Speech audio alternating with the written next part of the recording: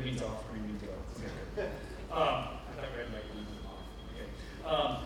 All right, well, where he holds 3 chair positions. Electrical, computer engineering, computer science, and radiology of all things here. All right, so Ted was the founder and director from 2002 to 2005, as best as I could tell from the records. So, continuing on, wait a second, you guys didn't sit in the right order here, but okay, that's fine. So, continuing on the other end there. So, Gustavo was professor in ECE, director from 2006 to 2007. Here, let's give Gustavo a big welcome here.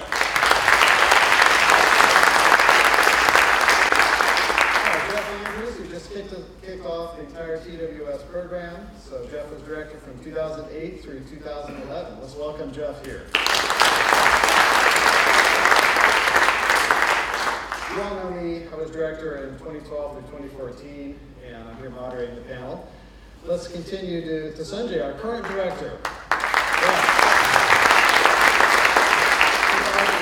2015 to present. So now that we've welcomed the director, so the plan is that we're going to go through and I'm going to show you some photos. We're going to ask the panel some questions here. Now, as many of you know, that I attend a lot of conferences. I go to a lot of panels, and I find that they're a good opportunity normally for checking my email, getting caught up, because the panel turns into a bunch of mini presentations with 2 minutes of discussion at the end. So, first of all, I did not allow the panelists to bring their own mini presentations, so I will not be showing slides for them. I'm sorry to say, I will in fact just be asking them questions. Now, I would like the panel to be respectful of the time. So some of you, you know who you are, will probably try to hog up all the time, but try to be respectful and allow the other panelists also to give, their opinion too, Ted. And the second thing is, respect requests by the poor moderator to stop talking and let those other people say something. So that's my 2 requests here. I didn't throw in the usual requirements for the panel, because this is an unruly bunch here, but I'm hoping at least we can get by with these 2 special panel rules. Now, I'm going to, the lay of the organization is, I've got questions divided up into different topics, and the topics really, there's a few slides just to jog the memory of the panel here and of those of you attending as well, and then we'll have some discussion. We're going to start off with wireless in 2003. So WNCG was founded in 2003, and this was the lay of the land at the time. So this is, thanks to Wikipedia, I did a little research. Nokia 1100 was the top-selling handset at the time. Note that there's no screen, you can't watch any YouTube video. It's kind of a pain even to text on it. And that's what it looked like there. And then wireless networking really was in its infancy. 11B was starting to be used, but most of us, frankly, were plugged in via wire. And this was the typical dorm room of a student over here, and you can see that they're doing a bit of gaming, but still there's a lot of good Ethernet, no disrespect to the Ethernet founder here, but it wasn't really the wireless vision that we wanted to take with the center. So I guess I'd like to throw this out to the the panel here, and it'd be great if everyone can give some input on this particular one here. So give me something about your perspective on when the WNCG was founded. For example, what were the big questions people were thinking about, and maybe what was a surprise, something that you didn't imagine was happening. So, I don't know, Ted, can you kick it off here with a response? Sure. Your time starts now. Am I on? All right, you got to push the button on that remote there. So it's push to talk. Yeah. Push to talk. Okay. All right, just once. Hello, test. Okay. Thank you, Robert. Wait. Thank you all. There you go. Okay. That's flashing. That's a bad sign. Maybe I'm too close. Wireless still has a way to go. There you go. You got it. Well, 2002. It's interesting, the logo. Am I on? All right. No. Here. All right. this way I can get exactly as much time as I need. Wow. Okay, all right, I think you're on. Say something. Hello, test. Okay, don't touch it again. Yeah, 2002, we talked about semiconductors in terms of micrometers, microns, not nanometers. 200 microns was a big deal. Now we're talking 20 nanometers. So we've come an order of magnitude reduction in chip and 100 times increase in power and speed, which we all thought would happen, but to see it happen is pretty amazing. I like that orange basketball, the WNCG logo. I remember all of us sitting around the hallway trying to figure out what our logo would be. I guess one of the nice surprises is our center grew much more rapidly than I would have thought. In 2002, it was after the dot-com crash, and Austin was suffering, Dallas had lost all its telecom corridor, and all of us got together, and it used to be an old building here, and schemed on how we could help change Texas and help the wireless world. That's been a pleasant surprise to see how far we've come. All right, Gustavo. I would say, can you hear me? There you go. My perspective on wireless is still the same. I'm obsessing about the same problems, which is sort of frightening. So, at that time I was obsessing about scheduling and quality of service, and here I am still obsessing about scheduling and quality of service, which is, maybe sad, given that I've been at this for so long and think maybe it's solved the problem, but it keeps getting interesting, and it keeps interesting, and it seems to me, at least from my point of view, what I've learned since then is that there's the physical layer, and it matters a lot. So, my perspective has changed a bit through my interactions with my colleagues, Ted, Robert, Jeff, and also, to be fair, before WCG existed, I also had some fantastic colleagues like Juan Shu, that was working on NIMO systems, and Sanjay. Some of their students are actually here. So are you surprised that there is still research and scheduling to be done, resource allocation? Yeah, I am sort of surprised that we're still working on these problems. I guess they're just hard problems. And they do change in subtle ways as you modify the physical layer. But also, I think there's an increasing awareness of what the applications are. Back then, I think it was really just focused on capacity and increasing capacity, and over time, I think we really started to focus on what the applications need and how the physical layer has to interact with the scheduling layer. Probably Sanjay will talk more about that as well. Yeah. So Sanjay, let's hear your thoughts here. You guys want to going in order of director or going in? Oh, I see. Okay. Well, Jeff, yeah. Why don't you jump in here? I guess thinking back, it's hard to think back to 2002. I mean, we didn't actually have Wi-Fi at UT. Like we couldn't connect laptops, in conference rooms until after we'd been here a couple of years with Wi-Fi. We had Ethernet cables. It's just hard to imagine that reality. It's not that long ago, but that's a totally different world. For me, the biggest surprise is that at the extent that video became the dominant source of bits. Like I just didn't really honestly see that coming. We used our laptops mostly for web browsing and downloading things, uploading. I didn't see the video deluge coming back in 2002, and essentially now 2/3 or 3/4 of all bits carry over wireless networks to video. That's a big surprise to me. So they become video broadcast networks to a very large degree.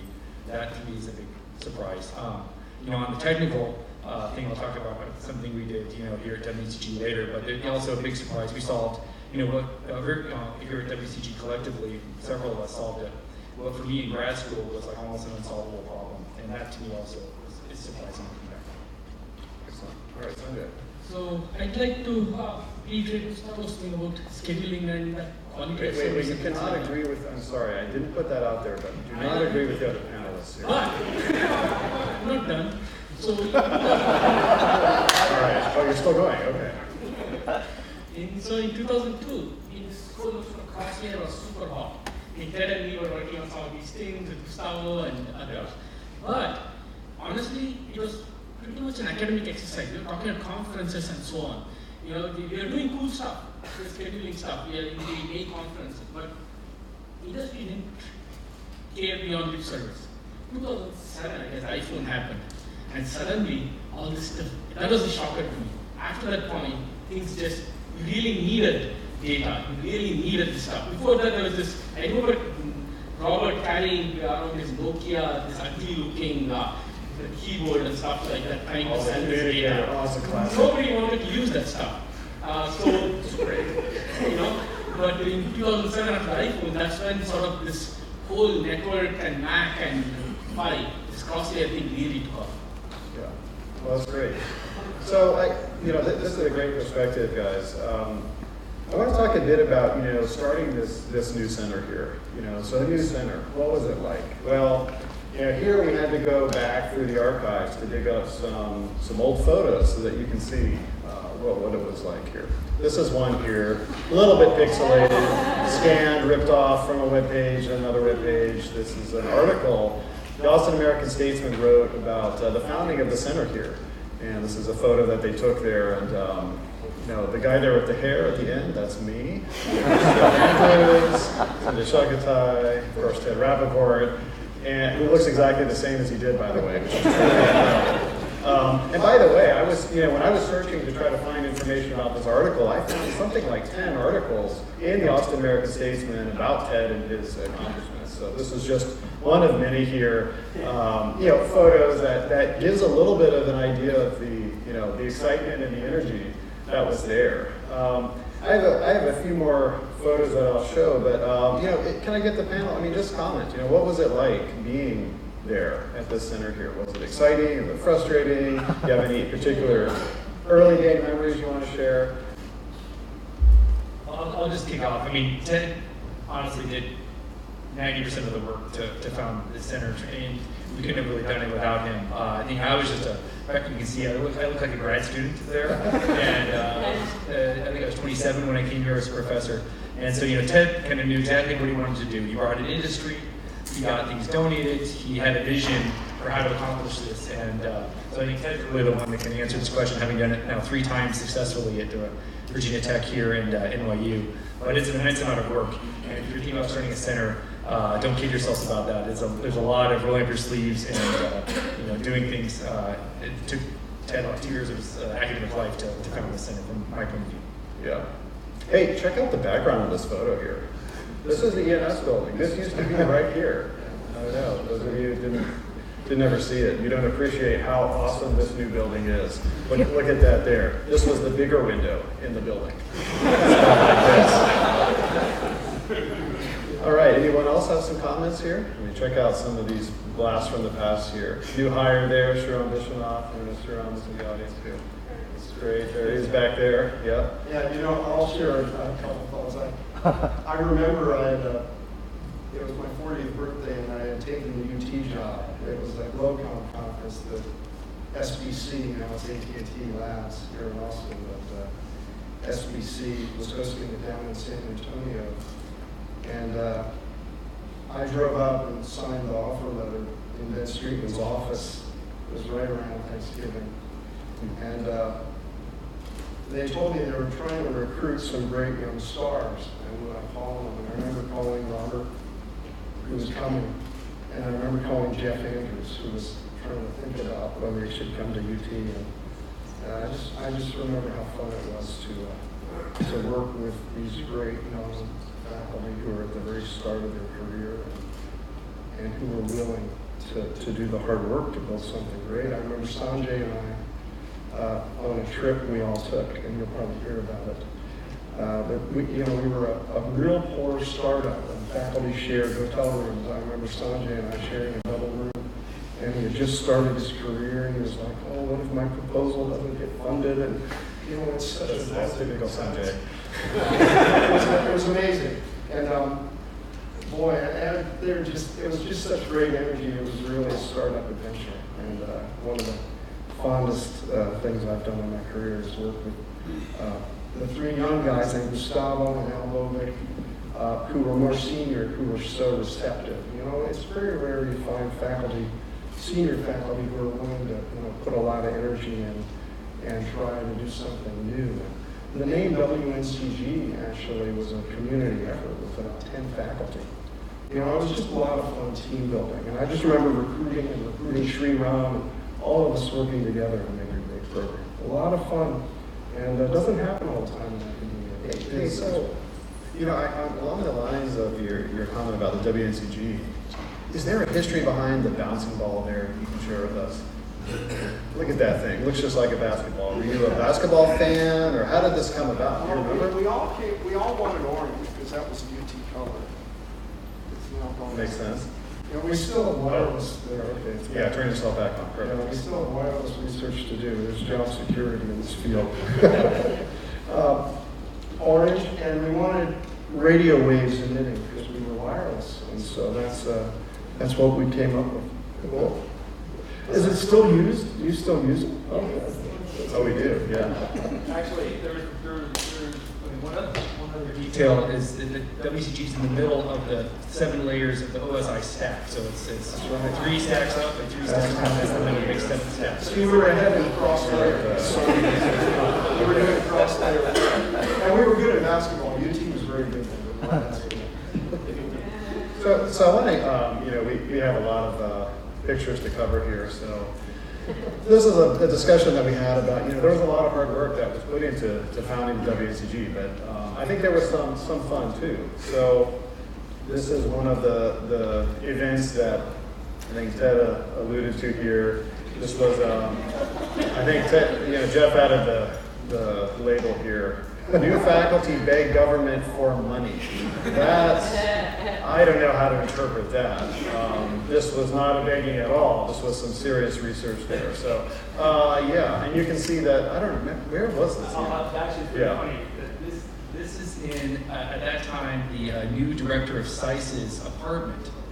No nepotism, mind you. Yes. This director happened to be my father. Oh, yes, Director And Andrews, so we were staying there at my father's apartment. Just there was complete conflict of interest, things to sign off on. And, Yes, absolutely. But I think on that visit we also visited the Office of Naval Research, Army Research Office, and then out to NSA in Fort Meade as well. That was quite a field trip.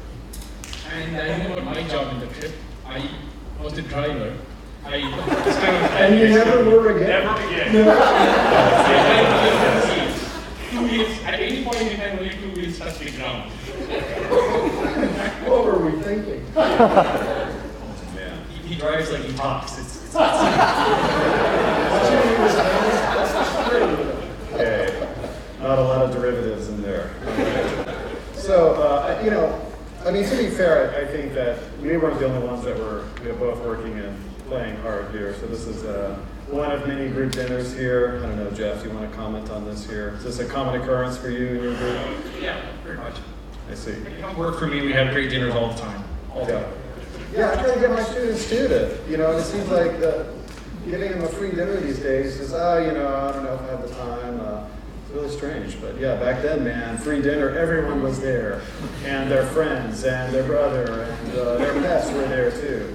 It's good times. So, I was going through the slides here and the photos, and this is my treasure trove here. So, I think we have Chung Young Jae here somewhere. My students, independently amongst themselves, decided to organize a ping pong tournament, and this is one of the photos we're doing once a year. This was taken a few years ago here. I don't know, I think Ted, you must have been here when we did some of those. This is how we spent the startup package after we went to Yes. One of many boats here. Work hard, play hard, right? Exactly, work hard, play hard. Do you guys have any comments on the social activities we did at WNCG? I don't know, I always like to Do you guys do this at NYU, Ted? We don't, but I'll never forget the first road trip we took to go ask the government for money. There was this little shack out by the NSA, and they had karaoke. Karaoke, you don't And say. all these guys got up and performed, and we closed the place down. I think that kind of set the tone for the center.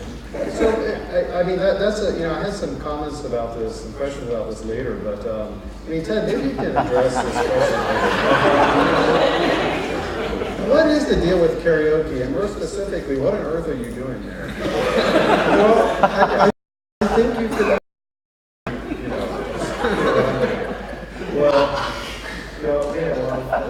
This was actually Walt Disney World. Disneyland. Disneyland in Anaheim. Welcome, yeah. With a live band, and that's Professor Andrew Goldsmith in the middle, and Robert on the right. And we performed Love Shack. And we received a standing ovation because that were at the bar. Now, okay, let me just add that Ted is not known for being modest, but in all seriousness, we did get this standing. I mean, it was amazing. And I have to say that singing to the live band, if you sing a lot of karaoke, the thing is, there's the bouncing ball, right? You can see the words as they're coming. But as a live band, there's none of that. We knew the song. Yes, we did. I mean, not that we needed that, but yeah, that was a shock for me. So let's continue on here. I have some other, we do a lot of karaoke with my group here. I did pick out some photos of folks that I knew were going to be here. So I know Salam, you're still in the audience here. Yes, embarrassed over there. Ali, did you come here? He was going to be here today too. So I think karaoke is another thing that's brought a lot of us here together. So one of the things that I think is kind of fun is we had early on a trip together to Korea. And I don't know if Gustavo, maybe you want to speak about this. What went on there? What was happening? Yeah, so actually, Song Chong is in the audience. He's a UT alum, and he was a professor at KAIST at that time, and he graciously invited almost all of us, somehow Ted didn't make it, to visit KAIST and interact with the colleagues there. And also we went on a little trip visiting several companies. And so this involved a lot of food, a lot of intellectual exchanges. I think that's one of my favorite things about being part of this center. So the combination of social and intellectual and also camaraderie. So it involved intellectual exchanges, food, and believe it or not, it also involved karaoke. There are no photos of any for good reason. I guess that's a common theme here. Yeah. I don't know. Sanjay, do you have any comments from there? Anything about the soup or no? It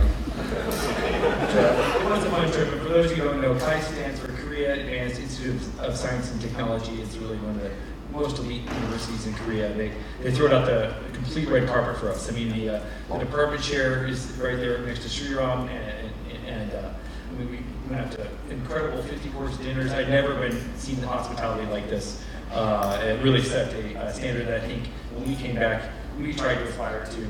We never meet songs standards for hospitality, but we tried. It kind of made us realize how visitors should be treated, and I think we all learned something valuable from that. We are really proud that some of our other students now are the full professors there. One of our other universities. Yeah.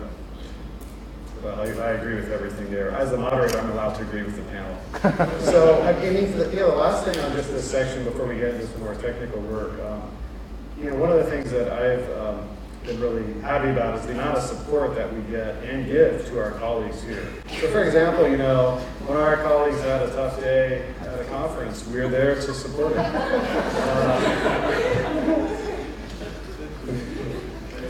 Gerhard Petweiss's idea, I think. Yeah. Some of our colleagues know who to suggest to do crazy things. Okay, so moving on from that photo, I don't know how that other photo got in there. That's not me.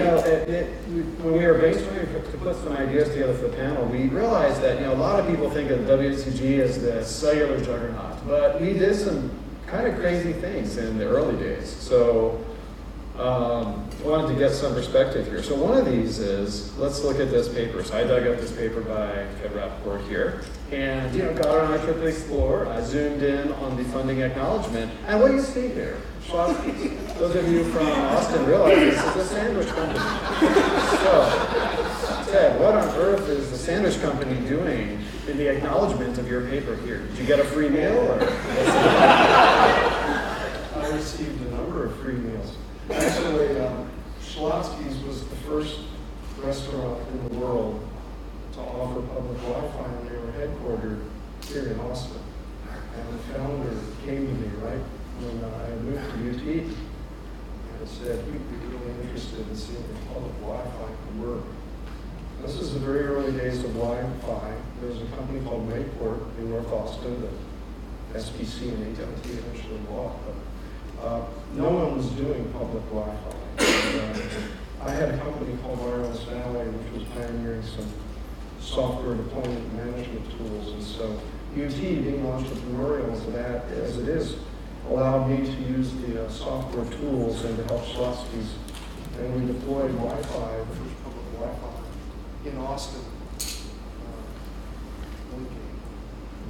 In 2002, 2003.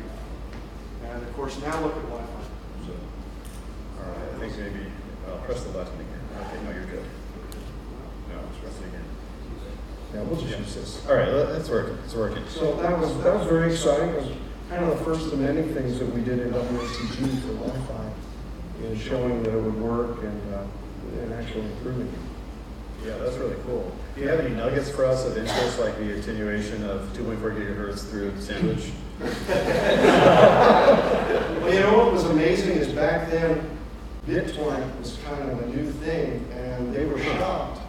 They were shocked at how much video traffic and unidentified traffic was going through their public network. This is 2003, and they got very worried because they couldn't explain what all this data was. It was unidentified by any standard that existed in the public nomenclature. So this was really the beginning of the data revolution, years before it came into the mainstream, where there were new applications with data that people didn't understand.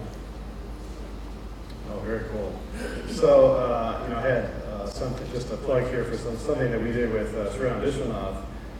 One of the most fun kind of early projects I worked on was this capacity evaluation in aircraft. And Boeing came, they said, hey, we're thinking of doing MIMO in an airplane to replace all the cables that go to the seatback entertainment system. It turns out that those cables weigh a lot. And the more the plane weighs, the more gas you need, the higher the ticket price. And so we got an electromagnetic model, we did some MIMO evaluation, and it was really fun to do that kind of a project there. So I guess, moving on here, in the middle days of the WNCG, maybe 2007 timeframe, there was this standard. Jeff Andrews knows what I'm talking about here. It's called WiMAX. And WiMAX became really what seemed to be the first 4G standard. It was rolled out. It seemed to be incredibly successful, and yet none of us here is probably using it today. But I mean, Jeff, you have this book that appears in the Theodore S. Rappaport series here. No bias or anything there. And Fundamentals of WiMAX, this is a bestseller. It probably still sells a huge amount of copies even today.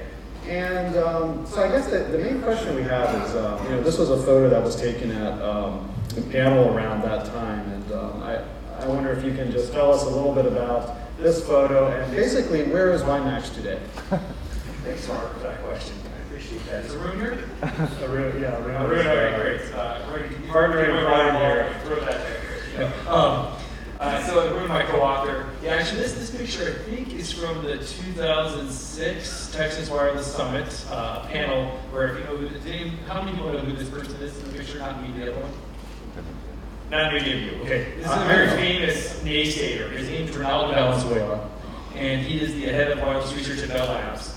And over the last 20 years, in his opinion, not one important new thing has ever been thought of in the wireless field. Nor will there ever be any new idea. I'm exaggerating slightly, if you know Ronaldo. So he, I think at this moment, was explaining that WiMAX would go absolutely nowhere, and it would be consigned to the ash heap of history.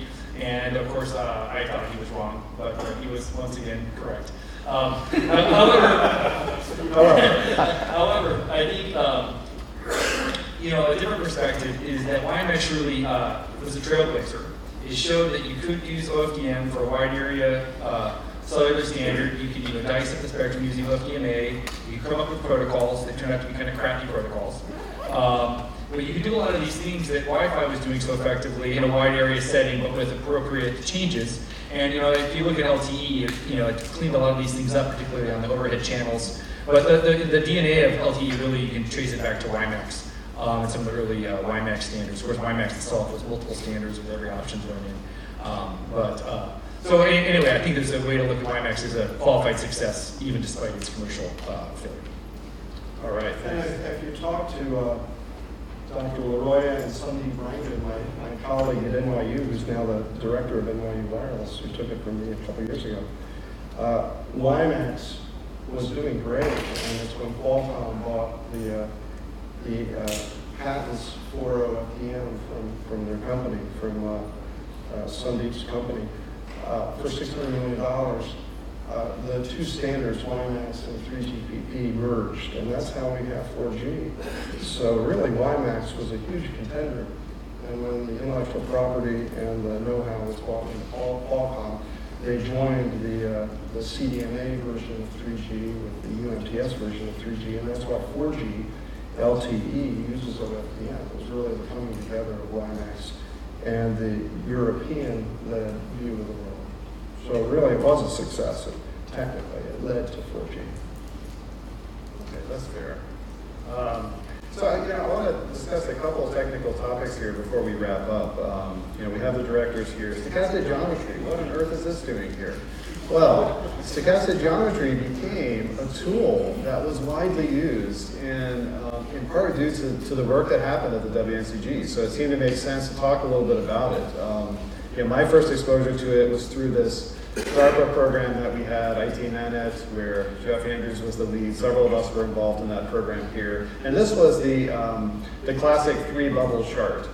It turns out that in any large project, if you have 3 research directions, each comprised of 3 research subdirections, then your project is guaranteed to be funded and successful. And this is what I learned in this, the main thing I learned in this project, in fact. And you can label the bubbles however you like, that's actually not important.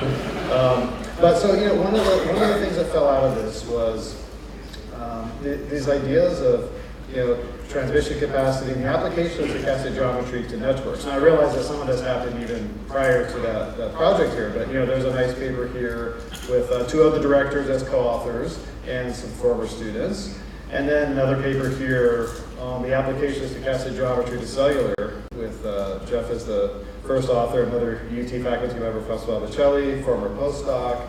And this led to, for example, we hired one of the experts in stochastic geometry, Francois Bocelli. I don't know if Francois is here, but right there. And it led to papers by a whole bunch of the other directors. And I'm sorry to say, Ted, I couldn't find a stochastic geometry paper that you co-authored, so I was kind of sad, but maybe you had one there and it just didn't show up. No, you know why it is. It's because, well, stochastic geometry is more tractable than the generic X cell diagram. The fact is, numerically, you get answers that are within 5% of each other. So other than being a convenient closed form solution, I still have my students use the computer.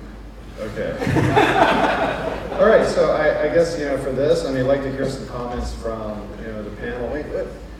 About stochastic geometry, did you see this at the time, that this mathematical tool, which was pretty awesome? Did you think it was going to have this kind of impact in industry? And, who were the collaborators, the early industrial supporters? How did this become part of the WNCG? So, that's all, just in a couple minutes. So, I'll confess, I probably taught the first course in this area at UT. And I remember at the time I reached out to Francois saying, do you have any notes on this? And he said, no, not really. And so, I had to work really hard to develop my notes, and a few years later he had written a book on it.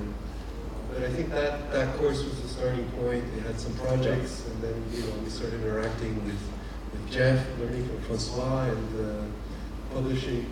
And I really recognized I have to say the beauty of it. Ted makes a good point, but I think as academics we're allowed to be motivated by beauty, and maybe a different level of understanding as well. And I think that's what inspired me, and I think others subsequently took up the mantle. Jeff has done amazing work with the students that are here. That's my perspective. Yeah. Yeah, I guess I would just add, yeah, so if you go back to this bubble chart thing here, you know, we came up with this, I can't remember who came up with this, Robert, it might have been like you and me and Sanjay and maybe Mark Henke, I can't remember, but out of this project, we made up a bunch of stuff. DARPA gave us $6.5 million. We didn't do anything we said we were going to do, but we tried our best. It was very hard. But, interference alignment came out of this project. Syed Jafar was on our team. And also stochastic geometry really became mainstream. Francois had been working on it. I think Francois really has to be acknowledged as the pioneer of this topic. I first learned about it through Gustavo, and I immediately thought, this is incredible, because I spent all of grad school trying to analyze interference in cellular networks and characterize the gain of various CDMA receivers, and you can't do it.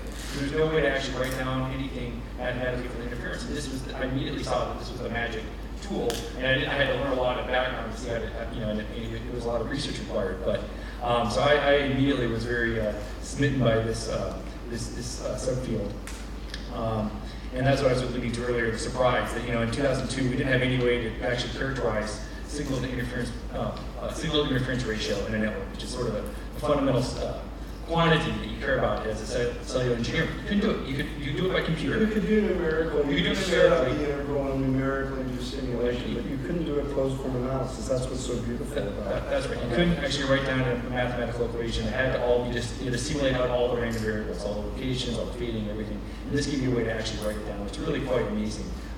In the last 15 years that our field's accomplished that. So I think a major breakthrough, just theoretically. Can we go back to that journal paper with all those authors?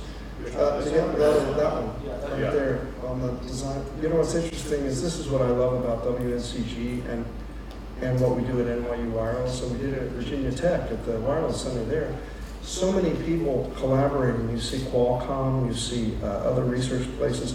By the way, Rajiv Laroya, the center author in the middle, he was the founder of Flareon that I was mentioning that did the new FDM, that merged WiMAX into LTE for fourth generation. So you see, that's really an incredible collaboration. So this is about FlashLink. So this was a collaboration we had with Qualcomm folks, which led to a direct device, a completely new Phi and Mac working in this thing. And you can see actually geometry is being pulled in, and it's a really fun collaboration there. Yeah, so any final comments from the panel? Stochastic geometry. Anything about the early Comment from Demarcus? Yeah, shout it out. I just want to say that when the DARPA project was founded, I was a PhD student at Berkeley at the time. When was it, 2005? Okay, you're super young. Is there any? It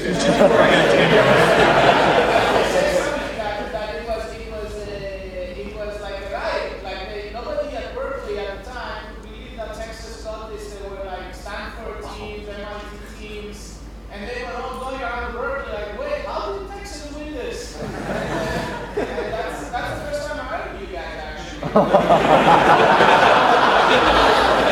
Hey, who are you? Alex, to respond to that, I was at dinner at Allerton then with a bunch of people, and they said, some guys from Texas, but I don't even know who, and they're telling me that. So that was funny. Yeah, Jeff, what happened there? I think we honestly, being an underdog is actually a big advantage when you're trying to do something. At DARPA, they don't really care so much whether it's MIT or Stanford or whatever. They're just looking for the best ideas. And I think we wrote a really beautiful proposal. We got, now people that, everyone would have heard of, like Syed Jafar and Nihar Jindal, and Dongmin Gu, and, us, Peter Stone, Dina Katabi. No one who knew who Dina Katabi is. She's now in the National Academy, the youngest member of the National Academy.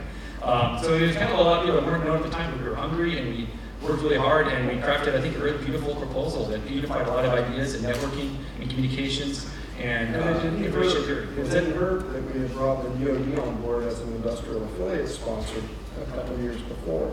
So Washington knew of us, even if academics didn't. That's It's that karaoke activity. Yeah, it's a karaoke. And the 3 bubble chart. Let's not forget the bubbles. All right, so now on to this is the, the main course here for the panel. So in any panel that you have, Professor Ted Rappaport on, you have to sign an agreement where you will mention either 60 gigahertz and or millimeter wave at least 6 times. So I'm at that point where I need to pay up. So 60 gigahertz and millimeter wave. Robert didn't pick on me this much when he didn't have tenure.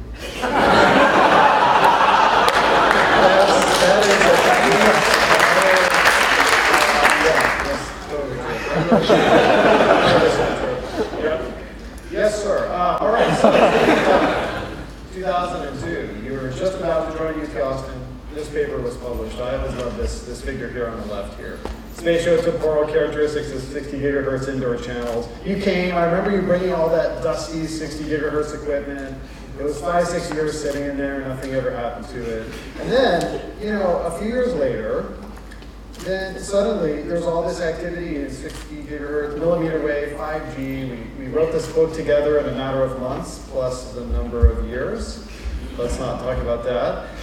And it became a big part of the research portfolio of the WNCG. I mean, I've had, I don't know, maybe 6 or 8 students, maybe more, that have focused on this area here. And of course, many of our industrial affiliates have invested a lot in research at WNCG, of course at NYU Wireless as well, in millimeter wave. And so, I don't know, so Ted, what happened here?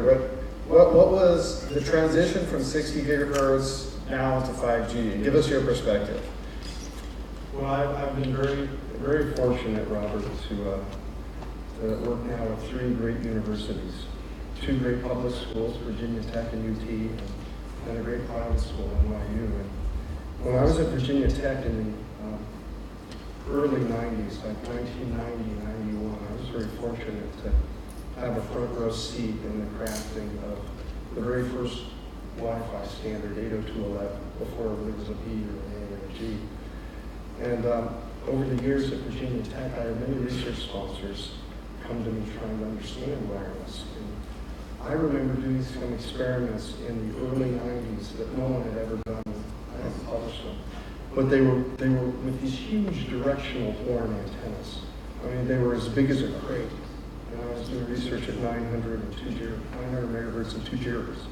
And I knew then it became very clear how the spatial orientation of an antenna with the channel really changes things.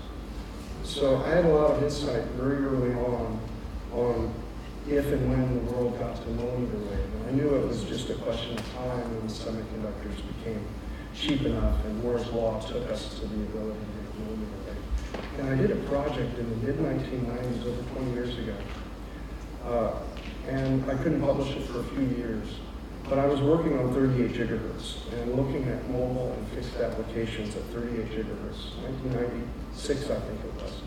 And that's when the light bulb went off. I knew millimeter wave would happen. Knew it would happen. It was just a question of when the world was ready. So basically, I had to wait it out and kind of ride the wave of technology and acceptability and be able to have a successful research program and sponsors would want to come and not think we're totally crazy. But in the mid-1990s, I knew 38 gigahertz could be a great mobile spectrum. And fortunately, the FCC listened to me a few years ago. We have the pioneers of spectrum, but 60 gigahertz became available through the unlicensed band. And as the chips became ready, this was a great starting point. So Robert, you and I and a lot of our students collaborated and wrote some of the first papers when UWB and 60 gigahertz were just starting. But it was clear to me for over 20 years that we would have millimeter wave because it's the only way you can keep up with the capacity. So we had some great collaborations. We did some amazing measurements and predictions. The book was a lot of fun, Robert. I'm glad we got it done because we were working on it and we kind of, you used LaTeX, I used Word. Oh my God. I moved away. But you know what? I had this mountain retreat in Virginia, on top of the mountains near Virginia Tech. And I remember spending a summer there and we got that book done. I just worked on it every day and I looked at the beautiful mountains. I'd call you if I had a question. And that book now is being used at Columbia They're teaching a millimeter wave course, and there are a number of European schools that are using it. So I think that the UT NYU legacy in millimeter wave is going to propagate through academia. All right, thanks for your perspective here, the panel. Do you guys have any comments? Did you see millimeter wave coming? Is it coming? Oh, yeah. Okay, so to wrap up on that note here, we have this themed panel here put together. And so the best thing that you can do with a panel, especially when it's being recorded, is to ask them to predict the future and then make fun of them later when their predictions fall completely flat. And on the off chance they're actually correct and we just forget about that. So I have a couple things here. I mean, this is where we are today. We have the announcement of the iPhone X, one of many just smartphones that are incredibly capable. We've got a lot of discussion about other applications that go beyond the smartphone. For example, augmented reality, where we're overlaying the digital world on top of our physical world and interacting with it here. And even going to virtual reality, where you can, I don't know exactly what's happening here, but it looks like it involves a ray gun and a bunch of spaceships being shot down. Yeah, that's a shield. That's it. Yeah. So I mean, these are applications of wireless, and they drive a lot of the wireless development. Things that we maybe didn't even predict, and certainly some of them are new to me. And finally, my favorite, which is the connected car. So given that there's all these potential applications pushing higher data rates, lower latency, give us, to wrap up, your perspective on what is next, either wireless, physical layer, networking, applications. Give us a nugget that we can hold on to for the next 10 years and bring back. So, panel, don't all jump at once here. All right, Sanjay. Okay, this is a hard one. And since I'm going to be wrong, I may as well as be completely wrong, right? I'm going to make wild statements. All right. So, I think you're going to paint wireless on the walls. Very, very short range. Okay. Paint on the walls. To take Jeff's statement, in a continuum of base stations, then the whole world of a base station, any data patched together in the backhaul afterwards. So that's my prediction. All right, so we have wireless painted on walls. That's pretty cool. Who can top that? Is it like random, like a Poisson process? Continue. Oh, sad. Yeah, so next here. All right, Jeff, you got the mic. And Gustavo has the mic too. Gustavo's Okay. better at vision than I am. All right, Gustavo, hit us up here. Well, after painting on the walls, I'm sort of at a loss. Maybe not going so far forward. I think that what's going to drive the next generation of wireless is going to be delivery of data to cars. If these cars become driverless, there's going to be people sitting in these cars with nothing to do, and they're going to want to work or they want to be entertained. And so there's going to be a shift in the amount of traffic that is delivered to these cars and people on the move. And I think that's going to change the way the infrastructure works. I mean, wireless works pretty good at home. It works well at work. The third place that we spend the most time is in our cars. And I think that's what's going to drive the next generation wireless. All right, thank you. So, got a couple of you left here. So, Jeff. Yeah. What's amazing in life, you see really great ideas. Really great ideas have a gestation period typically of 20 to 25 years. Mm-hmm. If you look at digital cellular, research was done 20 to 25 years. The modulation used for 2G was researched 20 years earlier. CDMA and mobile access, the ideas were there in some form years before it became commercially viable, and Qualcomm pushed that. But you look at artificial intelligence and all the hype there was. I'm old enough to remember in academia, 20 to 25 years ago, all the DARPA funding and NSF funding was going to artificial intelligence when I was just getting out of grad school. And 10 years, 15 years after that, people said it was a waste, but here we are now, and that's behind all the data mining of all the web cloud-based research, and that's what Google and Amazon and the whole world uses. So You know, there's kind of a 25-year gestation period from the idea. So we're talking about driverless cars. We're talking about embedded wireless future. You know, before all this becomes mainstream, we're probably 15 years from that now. So a lot of the great ideas in the research for what the world will be like, we're talking about it now. It'll go through a valley in 2020, 2022, and then it'll come back in 2025, 2030, 2035. So, I mean, the future we're talking about now will eventually happen, but it will take longer than we think it will. And we'll have a lot of fits and starts. One of the things I think that's exciting about wireless, though, that will happen in the next 15 years, I believe, I don't know if it'll be painted on walls, but I do think you'll see things like this work. You won't have a microphone that fails. You won't think about your wireless connection. You know, Wi-Fi we started the first Wi-Fi back in the early 1990s, 93, 95, and there it is. It took 20 years later, 22 years when the iPhone came out in 2007, before you could have Wi-Fi and cellular together. You're going to see this kind of ubiquitous merging of unlicensed and licensed wireless happen in the next 15 years. And devices like this won't be using old analog frequencies. They'll all be embedded with the chips.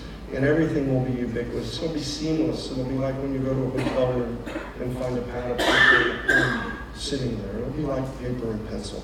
So in the next 15 years, we can look forward to wireless devices, our clothing, printers, our cell phone, our home, our alarm systems, these microphones on stage, all encapsulated in a seamless existence that we don't even think about. I call that the renaissance of wireless. I wrote about that in 1991 in a paper that I called The Wireless Revolution in Communications Magazine, when I said by 2020, over half the world's data would be communicated wirelessly. I think we'll be there in 2020, and by 2030, most all the data will be wireless. All right, thank you. So, Jeff, did you have a Well, actually, I think Ted's a great articulate answer to, and actually, in lieu of an answer, I've organized a whole session, which is right after this break, called The Future of Cellular. So I'm going to actually just let that session be my answer. Okay. Well, I guess I have, we have about 0 seconds left, but that did make me think of a couple things, Ted. So I remember, and I swear it was a Post-it, that had this dude under an information shower.